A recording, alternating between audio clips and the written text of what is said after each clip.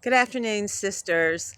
I want you to know that a third of Americans have no idea where their money is going. Is that you? Are you one of those people? I know I've been in the past, okay? But this is the key is that you're not alone. And I want to change that today. If that is you, let's talk about it because I changed my habits. And if it can work for me, I know it can work for you. I'm Trisha Walker, your 12-minute mentor. And in this Faithwards Spark, I'm going to give you three simple steps, okay, to create a budget from scratch, even if you've never done it before. Like, Trisha, I've never had a budget. I can't stick to that. Well, I'm telling you, you can if you really want to. So you have to want to.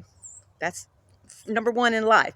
But if you track your expenses, that's step one. You have to know where your money's going. Okay. I guarantee you track your income, right? Yeah, we track our income, but then we just spend it. We're wondering why we don't have any money left at the end of the month because we don't have a budget. So the first step is to track your expenses.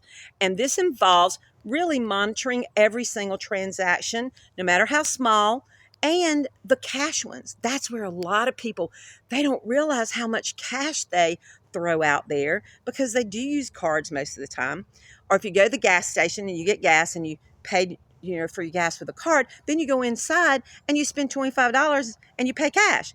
And you don't have that and you don't think about it. So you can be old school like me and you can use an old spreadsheet on paper like I do. I do have my bank account because your bank account will, it will do everything but your cash that you spend. You can actually go in and, a lot of you probably have some app and you can use a notebook. Yeah, you can be old school like me, but you need to record every single purchase. And then you need to know the category. So is it for housing? Is it for transportation? Is it for food? Is it for supplies? All of that, because then you can see where your mindset is about where you waste money. And that's the key, because what we want to try to do is take those wasted funds and allocate those funds more efficiently. It's the same money, we're just putting it into a different set. Okay. All right. Step two, you have to set realistic financial goals. You can't be pie in the sky. Once you have a clear understanding of your expenses, and I bet you know your income already, then you have to set realistic goals. What do you really want to achieve through your budgeting? Are you trying to save for retirement? Are you trying to pay off a debt? Are you trying to pay off your car, your home? Or do you want money to invest in land or build your legacy through, having some kind of a business? All of those things. Having a specific objective will help guide your decision making. And of course, turning it over to God is number one because you have to have Him to guide you through this process. Proverbs 21:5 tells us, the thoughts of the diligent tend only to plenteousness, meaning, when we set clear financial goals and we work with God diligently towards them, then God blesses that faithfulness. He did it for me and He will do it for you. All right, last step three, okay? We have to create a sustainable budget. What does that mean? Sustainable. Well, you can't set a budget that's not realistic in your expectations and it's not realistic in what you actually can do. Okay? So you have to create your budget that will work for you and not be a reach. Okay?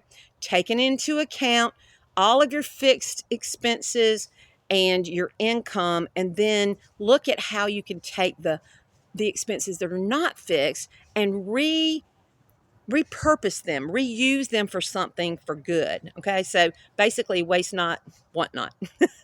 And my dad used to say, live on half of what you earn. Boy, if I had done that, right? You need to have an emergency fund. You need to have savings. You need to have investments. And if you want to save for land acquisition, then you have to have an account to do that. Okay, so you're going to just adjust your budget and you're going to continue to work towards it. You may have setbacks. all of a sudden your car breaks down and you got to have, a new generator or alternator or whatever, right? Um, anything can happen. But if you want to live debt free, you can. If you want to live and leave an inheritance, you can. If you want to stop living paycheck to paycheck, you can. The key is budgeting and using the wisdom that God has given you and His guidance, that you can really get a grasp of your spending habits and you can move forward and faithwards in your goal towards making sure you have money for you to live in retirement, because that's what we all are looking for. And if you don't know my story, then you should go to trishawalker.com and read it, because it is very inspirational. I'm even inspired by it, and I lived it. And if the Faithwards movement is something you want to learn more about, then hit that bell so you never miss another teaching second.